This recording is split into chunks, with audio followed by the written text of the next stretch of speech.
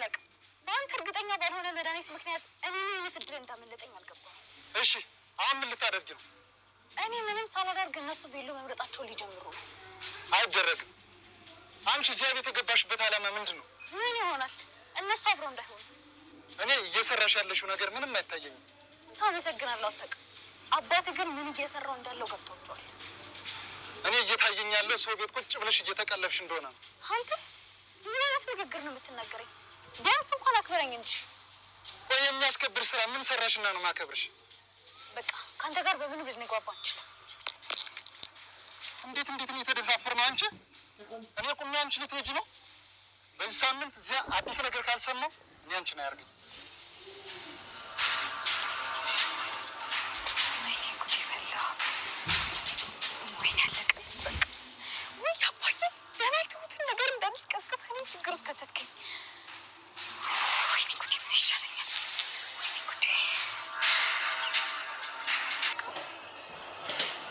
አዎ ነው ሽራ።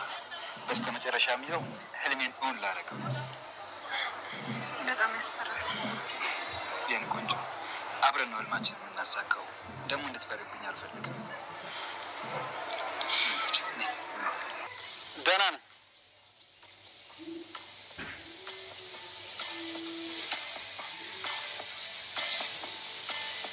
ሸጋ ነው። አያች መንጦ ልጅ ስልክ አታነሳም። እኔ ምን አውቄ? ዛሬ ቬሎ ይለብሳሉ ብለኛለች።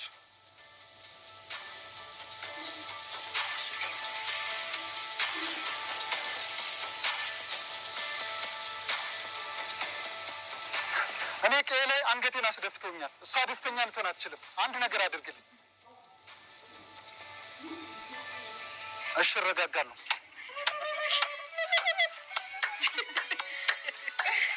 ዞር እያልሽ ያትሽ ነው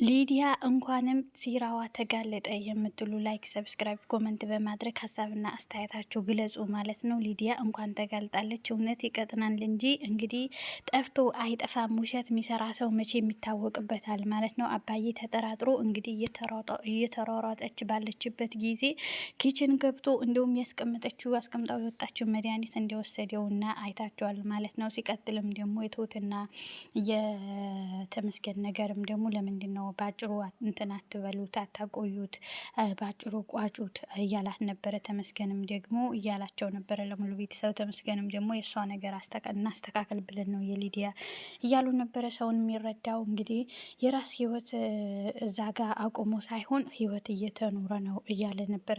እሷም ኮስተር ባለ መልስ እየገለጸች ነበረ ማለት ነው።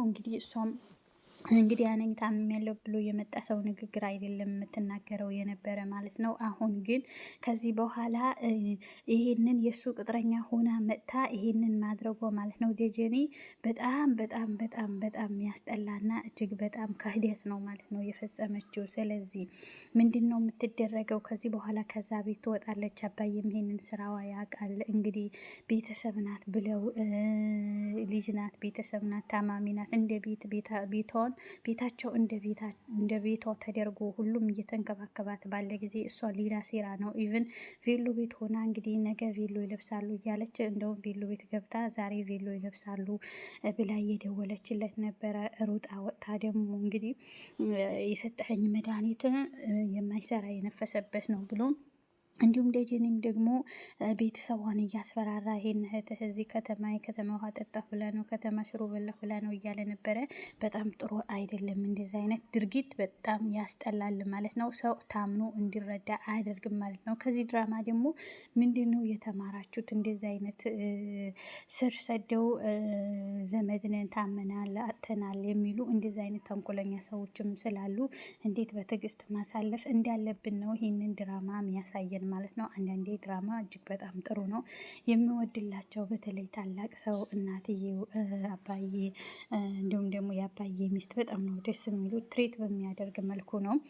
ምንም ቢሆን ትልቅ ሰው እግዚአብሔር ይጠብቃችኋል። አምናችሁ የዋህ ንጹህ ልቦና ካላችሁ ደግሞ እግዚአብሔር ደግሞ ከክፉ ሁሉ ያወጣችኋል። ለተመስገን የሰጠችው እንግዲህ እግዚአብሔር በዋህ ልቦና ስለቀረባት ነው ያዳናት ማለት ነው። ሪል ትክክለኛ ላይፍም ደግሞ እንደዚህ ስንት ሰው በመርዝ በምን ይሞታል ተብሎ የታቀደለት እንግዲህ እግዚአብሔር እንደዚህ ያድነዋል ማለት ነው። እናንተ በመልካም ስታስቡ ሌላ ሰው እንደዚህ ሲያደርጋችሁ ደግሞ ልክ እንደ ተመስገን ልደግፍህ፣ ሊያዝህ፣ ላግዝህ እያለችው ነበረ። አይሆንም እያላት ነበረ ማለት ነው። ሌላው ደግሞ አሁን የቲና ጉዳይ ነው ማለት ነው። ቲና ምንድን ነው ያደረገችው? ዛሬ ትሁት ሁሉንም ነገር ነግራቸዋለች ማለት ነው። ማየት ትችላለች። እናንተ እንደምታስቡት አይደለም፣ እሷ ታያለች። ስለዚህ ይሄንን ማወቅ አለባችሁ። እናንተ እንደምትጠብቁት እንደምታስቡት ማየት ማትችል ልጅ አይደለችም። ሙሉ ጤነኛና አይናማ ናት። ይቅርታ አይኗን ያያል ብላ እንግዲህ ስታስረዳቸው ሶስቱም እንግዲህ ዘለቀም እዩ ምን እንደሆነ እዩት። በጣም ነው የደነገጠው ማለት ነው። እንደውም ተመልከቱት፣ ወንድሙም ዮናስ እንደዚህ አላስበው ነገር ነው። ሁለተኛ ነገር ደግሞ ሜሮንም እንደዚህ ጉዷ ነው ከዘለቀ እየተልከሰከሰች ነበረ ማለት ነው። ልክስክስ ናት። ስለዚህ ይቅርታ ከዮናስ ጋር እንግዲህ ሜሮን የዮናስ ሚስት ናት ማለት ነው። ጓደኛ ቤተሰብ ናት ማለት ነው። እዚህ ጋር የምታረገው ነገር እንግዲህ የዮናስ ሚስቱ ሳትሆን እንግዲህ የወንድሙ ሚስት ናት። የዘሌ ሚስት ናት ሜሮን ማለት ነው። በጣም ነው የደነገጠችው። ሁሉ ጉድ እያየች ነው እሷ ማለት ነው፣ ምንጽር አድርጋ። ስለዚህ አሁን እዚህ ጋር ግጭት ይመጣል። እነሱ በመጨረሻ ምንድን ነው የሚሆኑት? እዛው ነው የሚፋጁት። በቃ ያየችው ቶሎ ብላ ሜሮን ለማን ነው ያየችው ማለት ነው? ለዮናስ ነው ማለት ነው።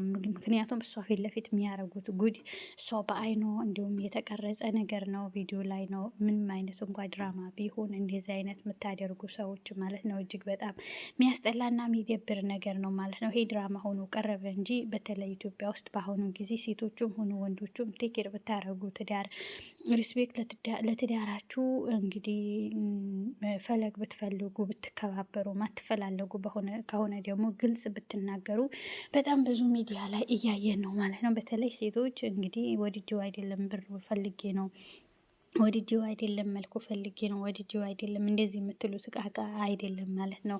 ትዳር የተባረከና የተቀደሰ ነው። አሁን በሷ አንስቼ ሪል ያው ግንዛቤ እኔ የመሰለኝን ወይም ደግሞ ይሆናል የምለውን ነው ማለት ነው የተናገርኩት። ስለዚህ ሁላችንም ተከባብረን ብንኖር ማንፈልገው ሰው በመሀል ባናጎሳቁል ጥሩ ነው። ከዚህ ድራማ የተማርነው ብዙ ሰው እንደዚህ ያደርጋል ማለት ነው። እንደውም ፈታኝ የሆኑ ዩቲዩበሮች ገብታችሁ ብታዩ በጣም ነው እንግዲህ እናንተ ለትዳራችሁ ሰው ይግዳችሁ እንጂ አትግዱ ማለት ነው።